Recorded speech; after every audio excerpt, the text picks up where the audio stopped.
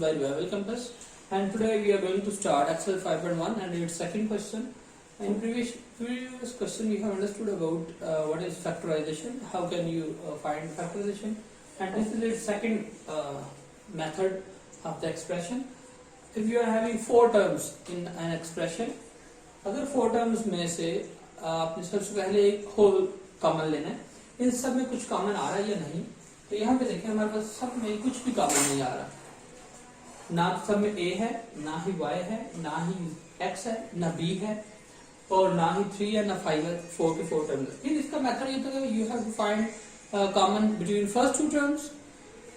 The common between first two terms and the common between last two terms. So we have to find it as the common between first two terms 5ax minus 3ay में common हमारे पास क्या होगा, कौन सी चीज एक जैसी है, दैट इज a। उसके बाद बाकी हमारे पास इसमें रिमेनिंग अमाउंट रह जाएगी। 5ax को a पे डिवाइड करेंगे 5x माइनस 3ay को a पे डिवाइड करेंगे तो हमारे पास 3y माइनस यहाँ पे अब हमारे पास माइनस 5bx प्लस 3by में हमारे पास b कॉमन आ जाएगा, रिमेनिंग 5x। और जब आपके पास किसी भी एक्सप्रेशन में ब्रैकेट के बाहर माइनस आ जाए, आपने किसी भी दो टर्म को ब्रैकेट में करना और बाहर माइनस हो तो अंदर वाला साइन आप चेंज कर लेते हैं अकॉर्डिंग टू लॉज। इन चीजों को हम बाद में डिस्कस करेंगे, लेकिन अभी यहाँ पे आप सिर्फ ये याद रख लें कि आपके पास अगर ब्रैकेट के बाहर अगर आप दो नंबर्स को ब्रैकेट में क्लोज करने लगे और उनके बाहर माइनस का साइन आता है तो अंदर वाला साइन आप चेंज कर देते हैं। 3by में से b कॉमन आ जाए तो रिमेनिंग हमारे पास 3y। And now we are having, अब हमारे पास ये दो टर्म्स बन गई। जब ब्रैकेट में एक, दो तीन चार टर्म्स भी आ जाए और एक ब्रैकेट में आ जाए तो एक टर्म बन जाएगी हमारे पास। अब यहाँ पे हमारे पास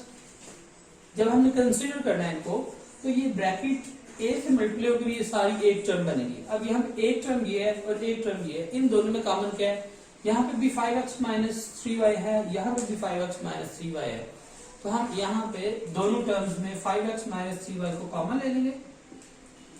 और कॉमन लेने का मतलब है कि जैसे लास्ट क्वेश्चन में मैंने समझाया था क्वेश्चन नंबर 1 में, कि कॉमन लेने का मतलब है कि आप उस टर्म में से उस नंबर को डिवाइड कर दें।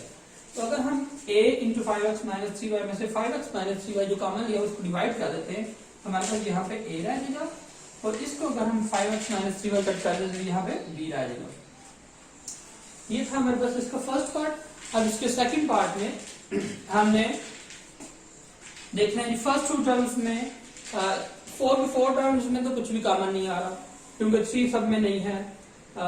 2 सब में नहीं है डिवाइड हो रहा, x सब में नहीं है, y सब में नहीं है। तो हम यहाँ पे क्या करेंगे, फिर हम यहाँ पे देखते हैं 3xy प्लस 2y में कॉमन क्या आ रहा है। फर्स्ट टू टर्म्स में क्या कॉमन आ रहा है जी,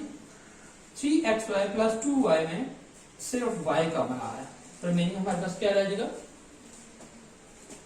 3xy में से अगर हम y कट कर देते हैं हमारे पास 3x रह जाएगा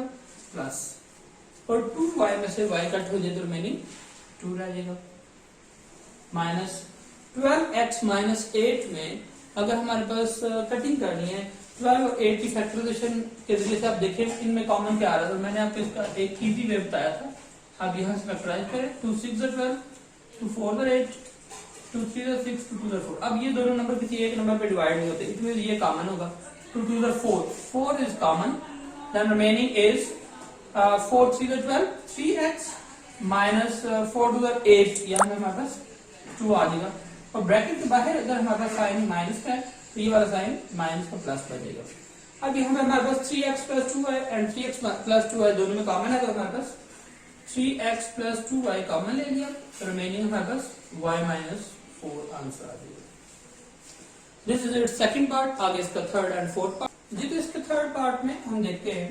हमारे पास इसका सोल्यूशन में वी आर हैविंग 4 टर्म्स, और इन 4 की 4 टर्म्स में कॉमन क्या है, 4 की 4 टर्म्स में कुछ भी कॉमन नहीं है, तो हम फिर फर्स्ट 2 टर्म्स में कॉमन देखेंगे और लास्ट 2 टर्म्स में कॉमन देखेंगे। फर्स्ट 2 टर्म्स में कॉमन क्या है, फर्स्ट 2 टर्म्स में कॉमन है हमारे पास x, तो हमारे पास यहाँ पे जब x क्यूब में से x क्यूब में x upper 3 is equal to x into x into x, तो यहाँ पे हमारे पास एक्स क्यूब का मीनिंग एक्स पर x into x into x, और इसमें से अगर हम एक एक्स कॉमन ले लेते हैं तो मीनिंग हमारे पास 2x रह जाएंगे। तो हम इसको लिख लेंगे x square plus 3x y square में से x कट हो जाए तो 3y square minus last two terms में कॉमन हमारे पास क्या आ रहा है 2 और 6 में 2 कॉमन है, एंड एक्स स्क्वायर y में से और y क्यूब में से हमारे पास कॉमन सिर्फ क्या आ जाएगा y, 2y कॉमन अगर हमारे पास आता है तो यहाँ हमारे पास 2 भी कट जाएगा y भी कट जाएगा, तो रिमेनिंग एक्स स्क्वायर, बाहर माइनस है तो अंदर वाला साइन माइनस j प्लस 6 को अगर आप 2 पे डिवाइड कर दें तो 2 3 6 मीन 3 आ गया, y क्यूब में से एक y कॉमन आ गया तो रिमेनिंग y स्क्वायर आ गया। अब यहाँ पे हमारे पास इन दोनों में कॉमन क्या आ रहा है x square plus 3y square into x minus 2y, ये आ गया। मीन कि इन दोनों इस टर्म में और इस टर्म में हमारे पास कॉमन क्या आ रहा है x square plus 3y square और x माइनस 2y रिमेनिंग रह जाएगा। जब आप इस सारे में x square plus 3y square x square plus 3y square ये इधर कॉमन हो गया, रिमेनिंग सिर्फ x माइनस 2y इधर आ जाएगा हमारे पास। आप इस पे x माइनस 2y को पहले और x square plus 3y square को बाद में भी लिख सकते हैं, कोई इशू नहीं है। उसके बाद हमारे पास नीचे फोर्थ पार्ट, ये थोड़ा सा डिफरेंट है। इसके डिफरेंट होने का क्राइटेरिया इसी तरह है कि ये हमारे पास एक्चुअली 2 टर्म्स बनेंगे ब्रैकेट के अंदर, जब ये दोनों आई तो ये एक टर्म बन गई, इसके साथ मल्टीप्लाई होगा, एक टर्म ये और एक ये, इन दोनों में कुछ भी कॉमन नहीं है। जब कुछ भी कॉमन नहीं है तो हम पहले इनका प्रोडक्ट लेंगे, z को x स्क्वायर से मल्टीप्लाई किया x square z minus z को y स्क्वायर से मल्टीप्लाई किया y square z plus y square को x से मल्टीप्लाई किया y square x minus x z square को x से किया तो x z स्क्वायर या फिर z स्क्वायर x। अब अगर हम इसमें फर्स्ट टू टर्म में कॉमन है और लास्ट टू टर्म में कॉमन हो तो फिर से यही बन जाएगा, लेकिन हमें इसको फिर अरेंज करना पड़ेगा। अरेंज करने का क्राइटेरिया इस तरह होगा कि आप फर्स्ट और थर्ड टर्म को कॉमन ले लें, इकट्ठा रख लें, और सेकंड एंड फोर्थ को इकट्ठे रख लें। कैसे? एक्स स्क्वायर फर्स्ट टर्म को,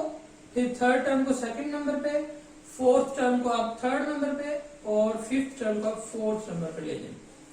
इस तरह आप लिखें तो आपके लिए अरेंज होगा फॉर्म। ज्यादातर जो क्वेश्चन हैं आपके मैथ के अलजेब्रा के बुक्स में, अगर उनको 4 टर्म्स को अरेंज करना है तो उसका मेथड है कि आप फर्स्ट को थर्ड जो टर्म है उसको सेकंड नंबर पे लिखें, फोर्थ वाली को थर्ड के पे, और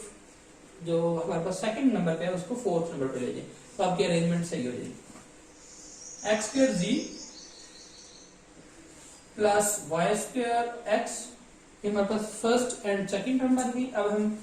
minus z square x minus y square z, तो हमारे पास यहाँ पे क्या आ जाएगा x square z plus y square x में से एक्स अगर हम कॉमन ले लेते हैं तो remaining x Y x z plus y square, और लास्ट टू टर्म्स में हमारे पास माइनस जी कॉमन आता है तो जी एक्स या एक्स जी, एक जी खत्म हो गई तो एक्स जी, माइनस में बाहर माइनस अंदर वाला sign change, plus y square z में से जी कॉमन आ जाए तो वाई स्क्वायर। अब यहाँ पे देखते हैं x z plus y square और x z plus y square अगर हमारे पास यहाँ पे कॉमन है तो हम इसको लिख लेंगे x z plus y square into x minus z. This is its solution. Okay students, this was our question number 2 and it's part number 1, 2, 3, 4 and next question हम इंशाल्लाह next वीडियो में करते हैं। तब तक के लिए अल्लाह।